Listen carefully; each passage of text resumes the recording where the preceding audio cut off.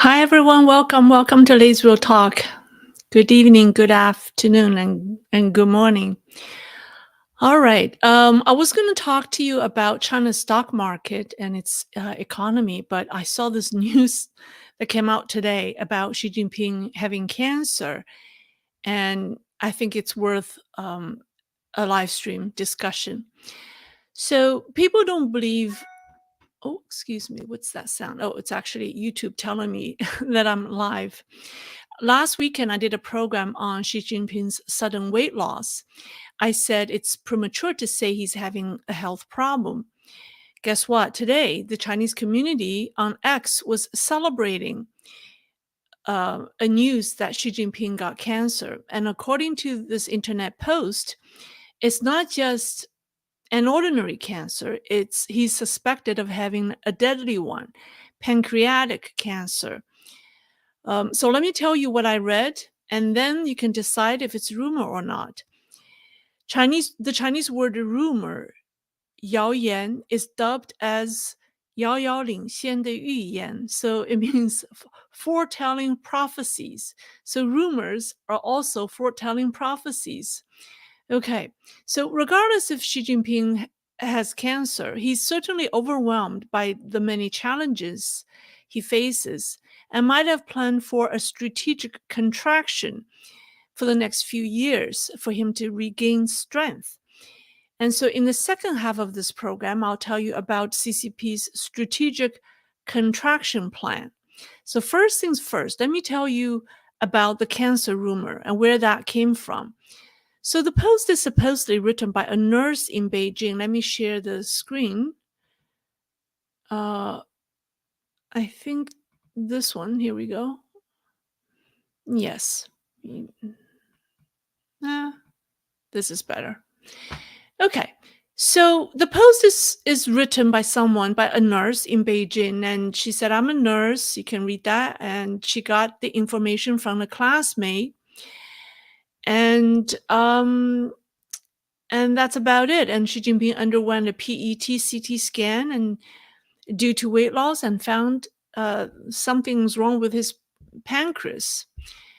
And in the next post, this person followed up with a second post, and I assumed it's a she, provided more information about this classmate who provided the information and where the exam was conducted. It was in the 301 military hospital that treats all top CCP leaders.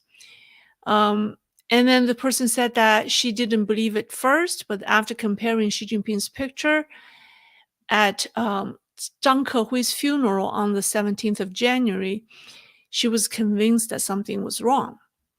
So now let's revisit the comparison between January and November. I know I showed you the pictures.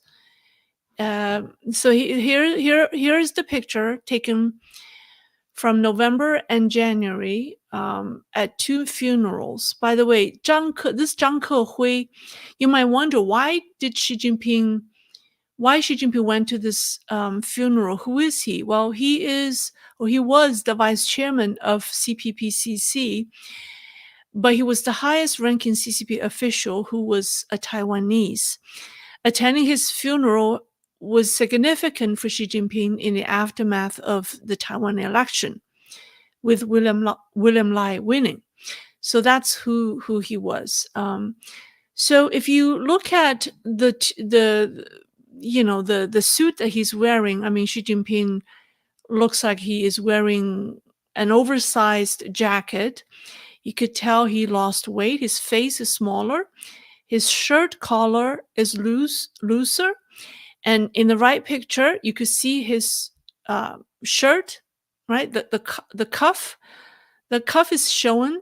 And then in the picture on the left, you don't see his cuffs.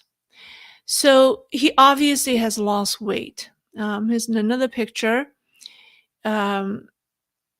showing, how the suit looks well fitted on him in November, and look how big it is in the picture on the right, right? The shoulder is all crinkled, and then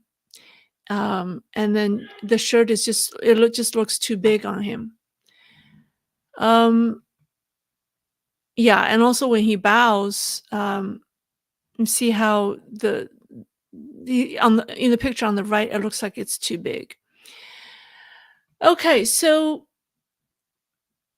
but you may ask, now the post was January 24th, and claimed that Xi Jinping hasn't been seen in public for 7 days.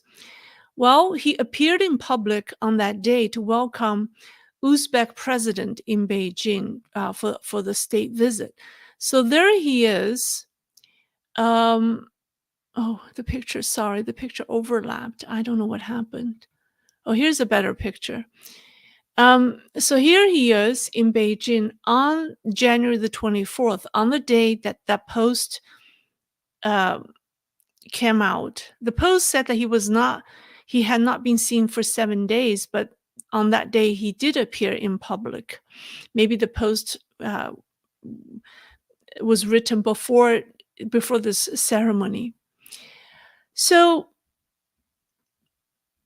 as far as if the claim that Xi Jinping has pancreatic cancer is believable, people are divided.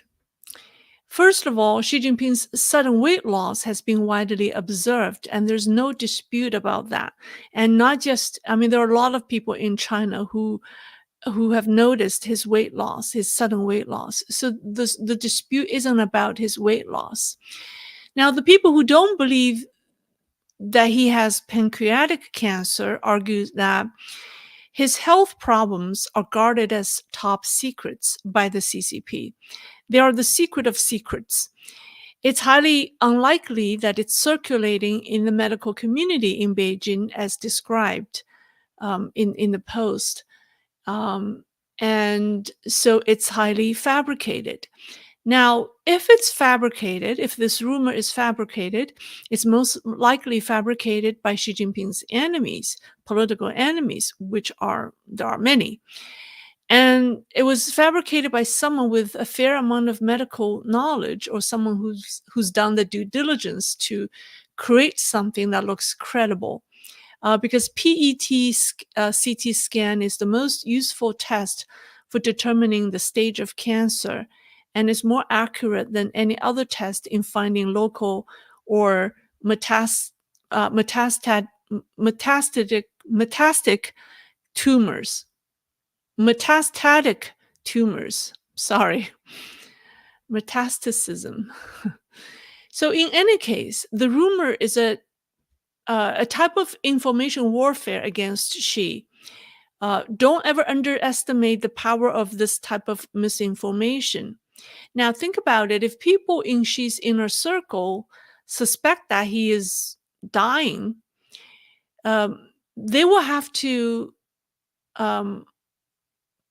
think twice when they when they carry out Xi's orders, because they must look out for themselves to avoid being accused of wrongdoings by Xi's enemies after he's gone. So the purpose of this type of rumor is to deter Xi's followers. Now, those who believe that the claim is true argue that although information like this is guarded by Zhongnanhai, or guarded in Zhongnanhai, there are too many people right now in China who don't like Xi Jinping.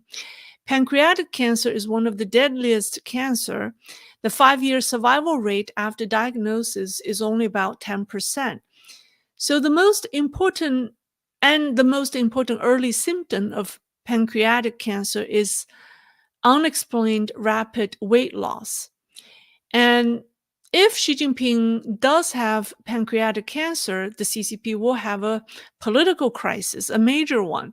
It's impossible to be kept as a secret, because it will have a huge impact on not only the CCP, the party, the regime, but also Chinese society and Chinese people.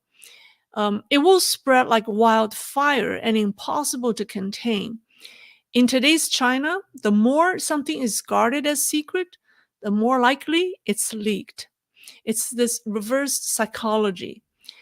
So, and also, if, let's say, if he is indeed diagnosed with pancreatic cancer, there is forces within the CCP will fight to designate one of its representatives to succeed Xi Jinping. It can get very ugly. And whether or not the Chinese public want to see another CCP leader after Xi Jinping is questionable, because people have had just enough. If Xi steps down due to health problems, China will undergo a major political change. And this change, I think, won't be overnight, but will last and will last some time, but it will happen. So things can get very complicated if his health is in crisis. So that's what I want to tell you about the rumor that he has pancreatic cancer. If you ask my opinion, I think he probably does have some health issues, but whether or not it's pancreatic cancer, I think I can't say. I think judging from this, I think those people who challenge this claim do have some good reasons. So I think it's hard to say if it's indeed pancreatic cancer. Although, if you look at all the rumor patterns in the past year, in 2023, almost all the rumors in 2023 became reality, right? Starting from Qinggang, Li Shangfu, and a whole bunch of other CCP officials. So recently, unfortunately, the rumors have been foretelling prophecies. So there is that pattern. So it's possible that this one is true, but I would be cautious. I would be very cautious. But his sudden weight loss is public knowledge, and everyone is watching what happens to him next. So we'll certainly keep an eye on him. Now let's talk about Xi Jinping's strategic contraction plan. This is very important. Actually, this is something I wanted to talk to you about, even if we don't hear about this cancer rumor. The week before the World Economic Forum in Davos 2 weeks ago, an interesting Chinese essay was published on social media and trending. The author is unknown, but I think is someone who has access to Xi Jinping and also his inner circle. The article is written in a very confident and matter-of-fact manner. And I've translated the article for you, and I'll tell you the bulk of it. And the title is China. Oh, actually, I have a picture.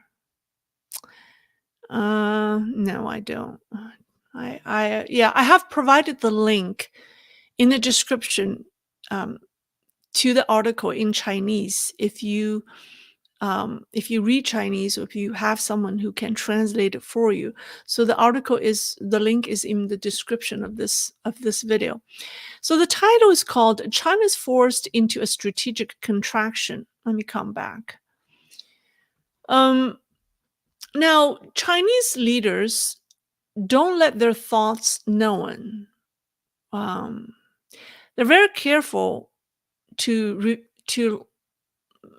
let their thoughts known when their thoughts involve a strategic directional change. So sometimes they'll have someone else write it on their behalf, but in an obscure way, and this article fits in that category very well. So this is how it began. It says China, okay, I'm just reading you the translation. China, which was full of confidence and ambition in 2021, has rapidly plummeted into a valley of shattered confidence in a year. The swift transition from peak to valley caught many people off guard. Many people failed to recognize that the highest decision maker, you wonder who that is, many people fail to recognize that the highest decision maker who's gradually waking up to the current predicament have divergent views of the world situation or of the geopolitical situation and China's real strength from the ordinary citizens at the grassroots level. And then it goes plural. It says the highest level decision makers developed a consensus which says that China entered a comprehensive strategic contraction phase in 2022. I believe, this is the author, not me. I'm reading you the article. The author said, I believe this view will last at least a decade.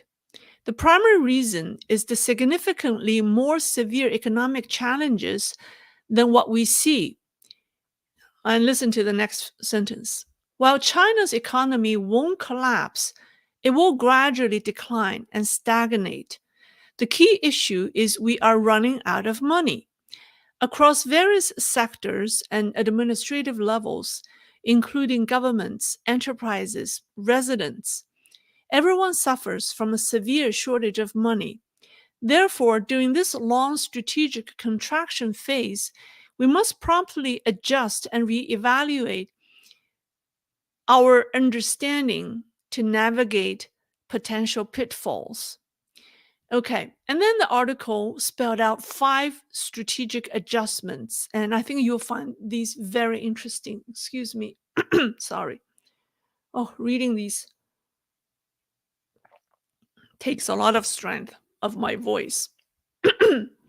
Okay, then it spelled out 5 strategic adjustments. Very interesting. First one, smiling pandas will replace wolf warriors. And it explains, China's diplomacy in the coming years will adopt a low-profile and conciliatory approach, avoiding confrontation with the US and the West.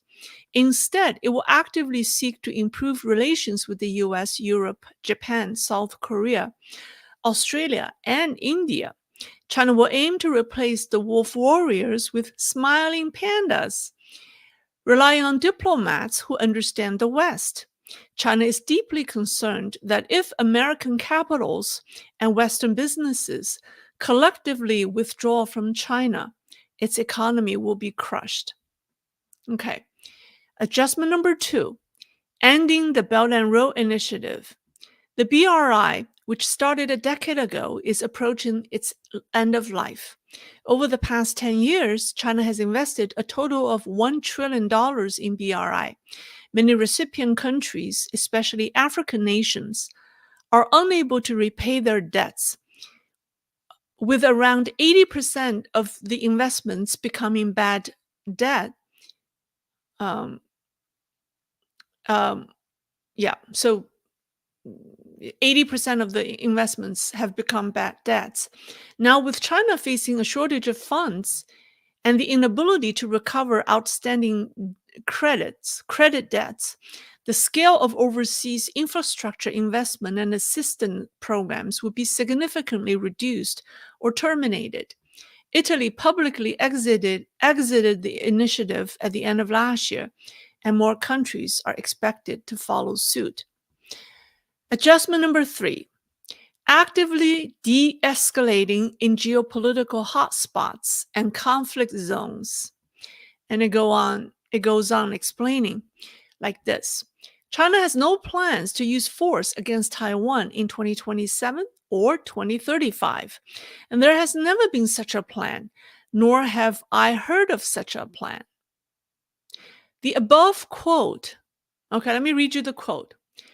The quote says, China has no plans to use force against Taiwan in 2027 or 2035, and there has never been such a plan, nor have I heard of such an idea. And then the author goes, the above quote is from a high-ranking official. In the next few years, we can expect tensions to ease in areas such as the Taiwan Strait, South China Sea, East China Sea, the China-India borders, and other potential conflict zones. Although unforeseen incidents may still occur, and a large-scale military conflict in the next decade is highly unlikely. Number four, adjustment number four. Aggressively attracting foreign investment and increasing opening up of China. And it goes, it's anticipated that next week, Li Qiang, the premier, will lead the largest government business delegation ever to the Davos Forum in Switzerland. For investment promotion, China will also implement a one-sided comprehensive visa waiver for business travelers coming to China. While this isn't reciprocal, it's necessary for China.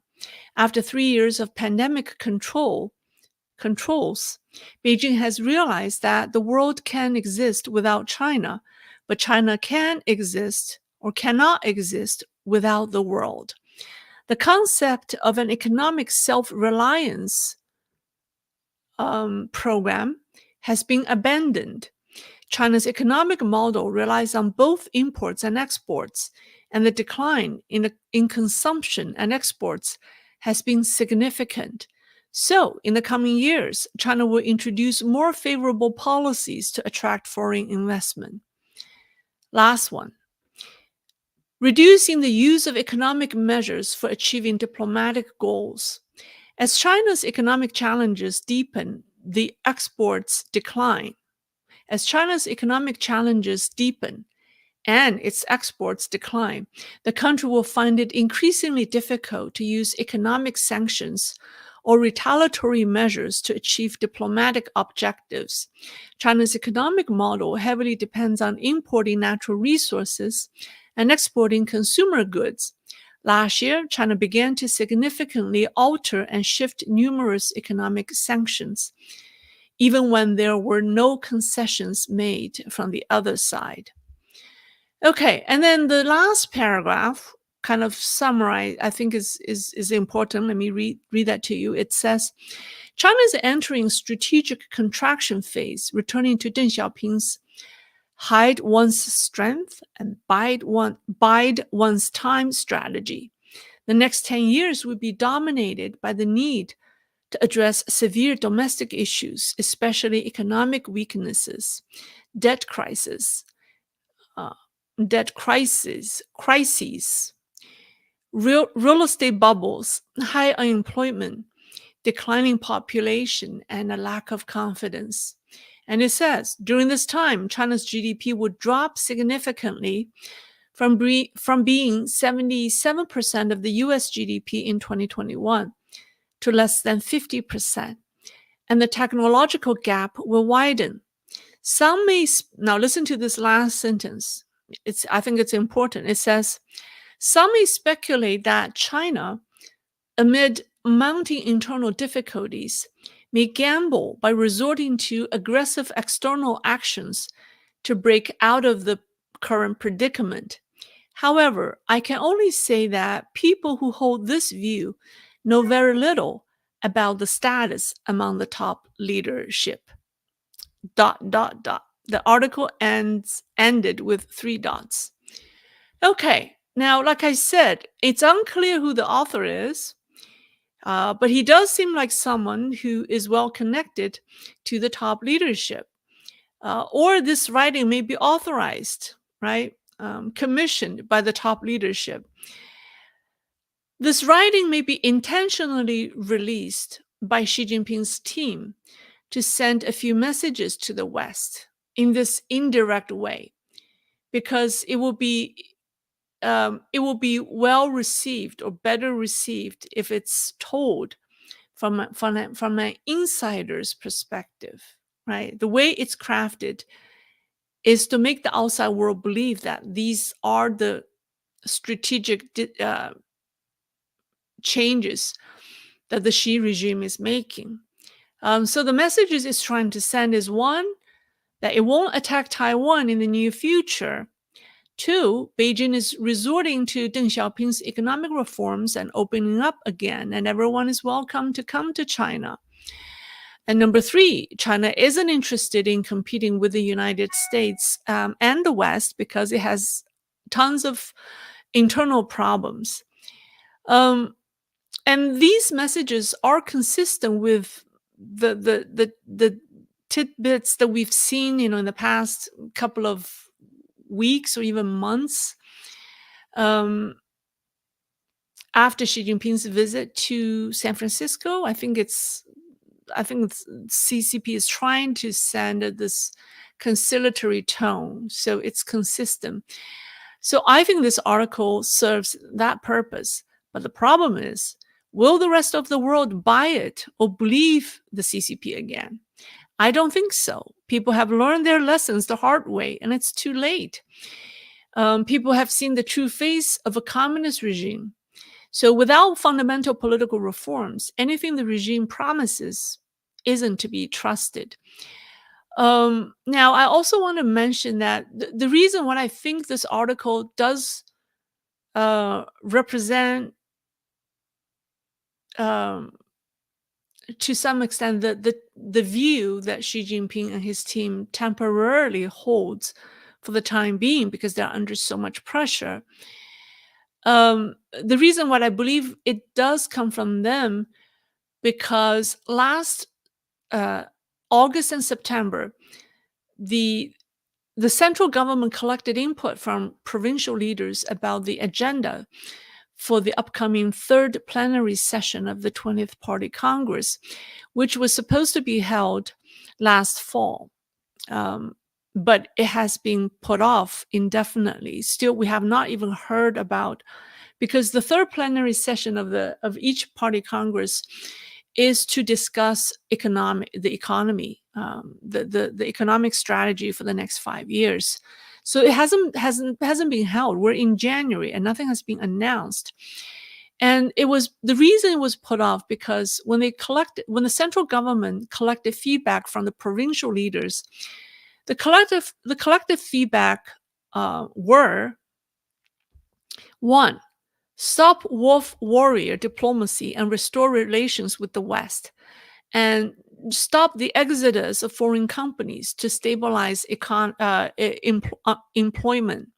Number two, relieve the restrictions on real estate and allow local governments to develop their own marketing strategy on real estate. Number three, stop the discriminating policies that target private companies. Give private companies the same privilege and status as state-owned enterprises, and revive economic momentum. So these 3 points were what the provincial leaders gave to the central government when they solicited feedback. However, at the time, it's contradictory. It's not something that Xi Jinping was willing to do. So that's why they put off the third plenary session of this meeting. But I think based on the current situation and based on this feedback they collected last summer or early fall, I think it has to some extent played a role in the decision making of the top leadership. So that's all. 2 topics today. I hope this is helpful. Let me see if people have questions for me. Oh, this is all right. Let's see. Let me see. Let me go through the super chat questions.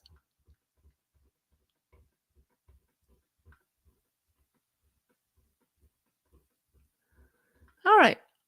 Charles Womack. I love the numbers 888. Okay, I think it's very auspicious. Well, thank you. Thank you, Charles. I think perhaps she cut back on the baozi. Or he has a health problem, one of the two. I saw other Chinese experts. I mean, the consensus is Xi Jinping is unlikely to be involved in to be in a very aggressive weight loss program. I mean, given knowing his habits and mindset and what he likes, he'll probably go for a more holistic um, regime or routine to gradually lose weight. I mean, the fact that he lost so much weight, I mean, even ordinary Chinese noticed that. Everyone, I mean, I thought that it's just some China observers who notice his weight loss, but apparently not. A lot of Chinese noticed that. So, um, I mean, he lost so much weight so quickly. He didn't even have time to make a new suit for himself to attend the funeral. I mean, it doesn't look like it's planned, right? So if it's a gradual weight loss, it's more believable. Uh, so it's unlikely that it's the result of some active weight loss program. All right, thank you, Jeff Cohen. Well, thank you, Jeff. Okay, all right. Let me see if people have questions for me. Jonathan Doe, do you think if she is sick and dying, this will increase the chance of an attack on Taiwan?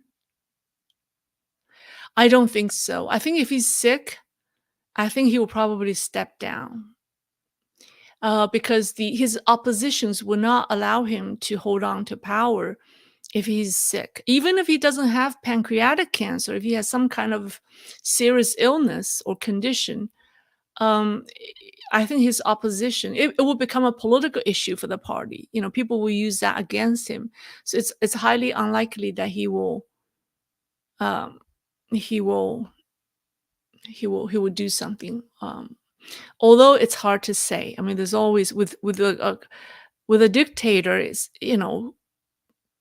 the unpredictability is the risk, is our risk. So, all right.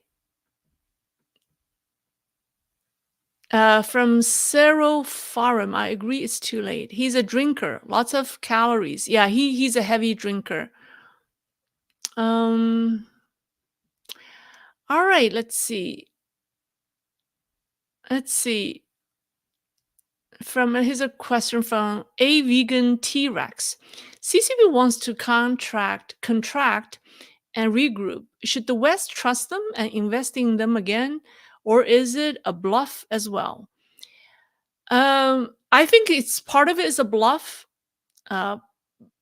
Because there's no way Xi Jinping wants to contract. I mean, it's his survival tactic. It's purely a survival tactic, just to gain some time to survive. So the West should not trust them. The West should not give them another chance, because when it regains strength, it will counterattack again. So it's not to be trusted. All right. It's Nick Fury. Furry. She is a heavy multi drinker, bad for kidney, pancreas. Yes, you're right. He drinks one bottle of multi, and that's a lot. I heard it's hard liquor. One bottle is what 500 milliliter is. I don't know. I don't drink, so I don't know. Is those of you who are familiar, is one bottle of multi is 500 millimeter or that's a lot of alcohol. It's not good for it's not good for liver either, right? Alcohol is not good for liver.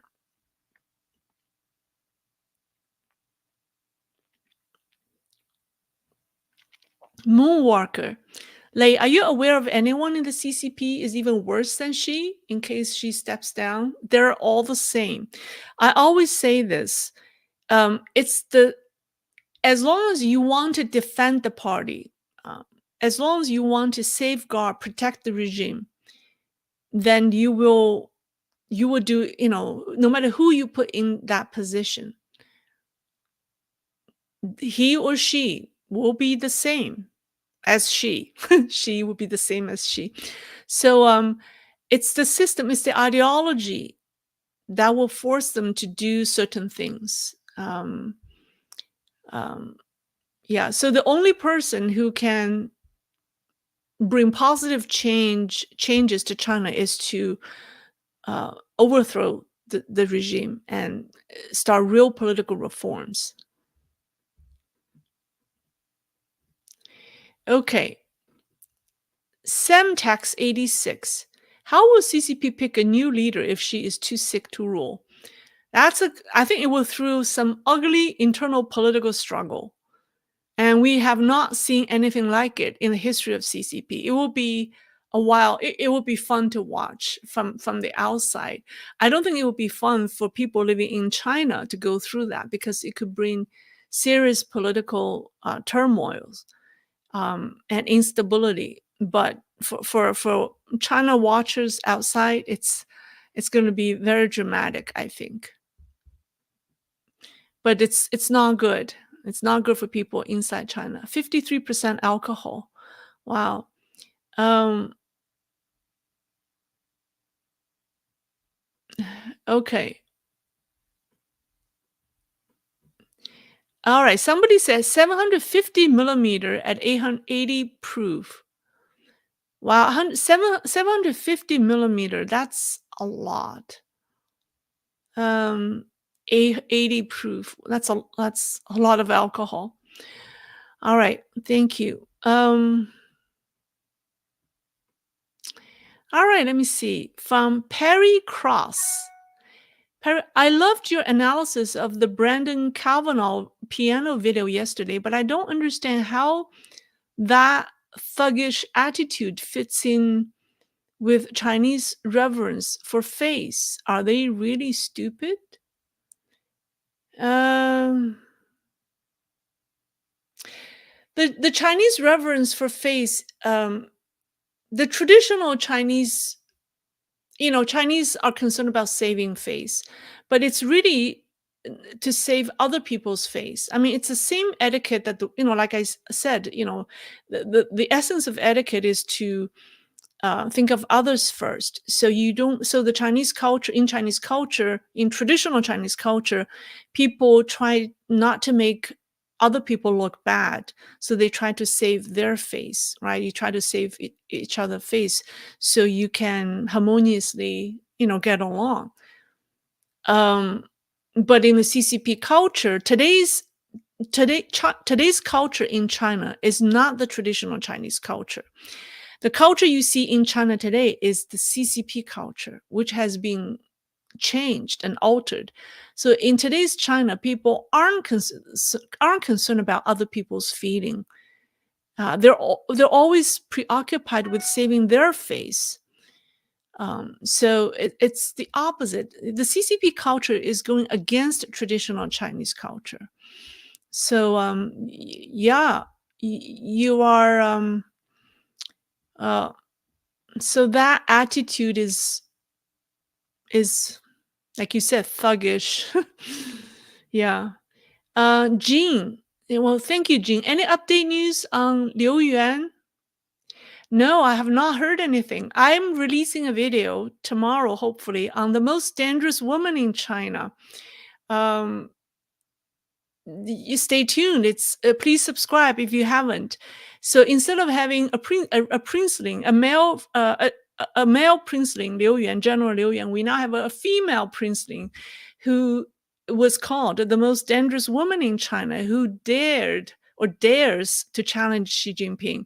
So stay tuned. The video will be released tomorrow night. Yeah, it will be fun. Peter, I don't think that the Chinese ambassador to Australia got the happy panda message. His comments about the Taiwan election were very aggressive. I think in the CCP household, I think there's a chaos. How many times has Xi Jinping moved, between smiling panda and wolf warriors? His policies get changed like within 24 hours from left to right.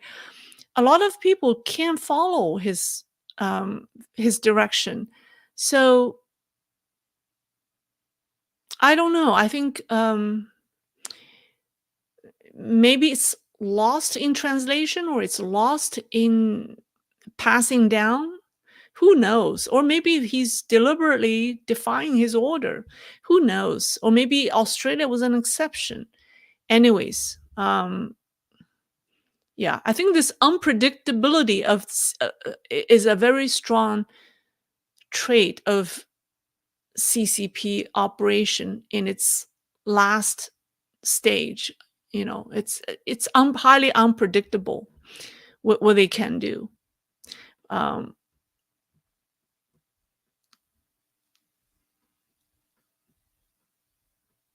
okay, all right.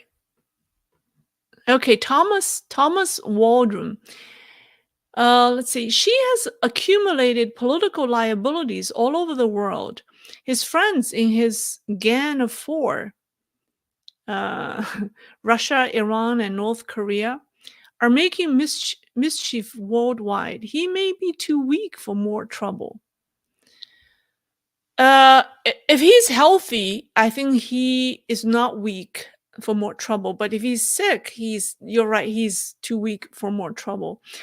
But CCP leaders love troubles around the world, in other parts of the world. That's when its opponent is busy, is preoccupied with putting out fires, right? So these troubles that the Gang of Four have created worldwide, from the CCP's perspective, weakens the United States. So it's good news for the CCP. So it's, you know, that's how they look at it.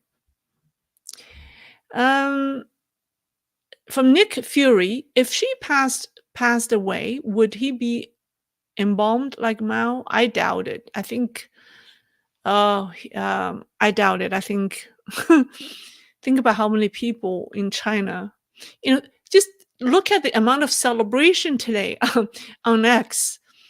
I got a message saying, say somebody was cheering and say good news. I was wondering what was happening, and then the news was that he got cancer. So I doubt it. All right, let me see. I'll Boy, could China. How did China go from 5,000 years old to suddenly 10,000 years old? I get it. Never was. Good one. Uh, China. You're asking a question that historians can answer. I can't. Someone said, will Xi's wife succeed him? Well, someone talked about it. I saw in the comment section after this news about him getting cancer, people discussed who will succeed him, and someone believed that his wife will. So I don't believe that, but it's interesting. People are talking about all sorts of possibilities. Okay. All right. That seems to be all. Any other questions? All right. I hope this is helpful. See you next time. All right. Have a good day and enjoy the rest of your evening or day. Bye-bye. Oh, here's a question. Sorry. Um, Jim Swoben. No ad for Weight Watchers. Many living on the street will also be starving too. The losses in wealth management are also contracting. Are the wealthy be forced to contract to purge? Yeah, the wealthy people are losing their money. If you look at the amount of financial institutions, the trust companies that have gone belly up, they affect the wealthy. So, yep, new ads for Weight Watchers. So there will be major crisis in China. Yeah, the poor people will not be able to afford food. I think it's coming. All right, thank you very much. Bye bye.